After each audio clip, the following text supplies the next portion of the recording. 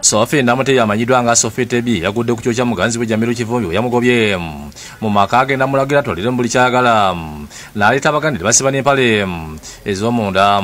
Bano tubasangiriza ku poliisi w'ekisonga bano bamaze ebbanga lya myezi 3 nga baagalana. Kivumbi ategeeza nti oluva olukwata Tobi n'omusiguzi yasalawo amugobe oli n'addukira ku poliisi w'ekisonga yamugulako omusonga okwagala okumuttira poliisi n'ekwata Kivumbi n'emusuza mu kaduukulu ekintu ekyamunyiza n'amulagira amuviire. Teri muntu gw'oyagala akwagala akusa kukomera.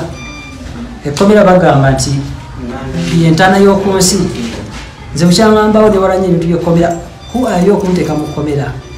Gwe Sophie gwani kiki nnyo kiyinza okubanga kyennakola okuntuusa ku ekyo. Ebiro byonna byonna yabadde aliko n'atazanyira ku bulamu bwange. Yamukkiriza okujja mu nnyumba buli kyayagala baawukane. Mu kavubo ke baddemu ku poliisi bakamazemu essaawa 8 nga mpawo kyamanyi kyatugiddwa Kitamu Tebi yazze n'omusiguzi abadde mu ekika kya Primo nga tayagalamu kuba bifaananyi. Oluva bagenze mu nnyumba babadde babeera ne bagana olwo ne batandika okusoma buli kye basanzeemu. Abadde mu wiiki ng'atambuzanga wiiki yakuli. Buli kimu bakitutte tugambe nti byonna yabigula. Buli kintu kyonna kye yeetaaga.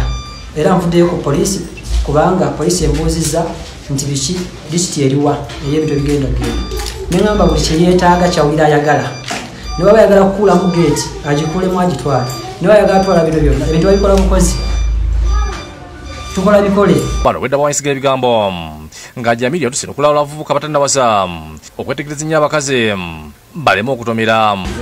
Okwetegereza abantu era abali eyo mbategeeza ebintu bino. Wetegereza omuntu nga tonagenda wala. Sooka omumanye abantu bambala ekintu kungulu nga munda mulala. Munnange ono yankweka ekyokungulu nga munda mulala. Kungulu mulala munda mulala. Emize mingi nnyo nnyo nnyo. Ono abadde muganzi w'amagezi okudda ewa ssenga addemu amutendeke engeri bakwatamu ebyobufumbo afuuka omukazi atuukiridde Kizza Wire yakusakidde eggule lino.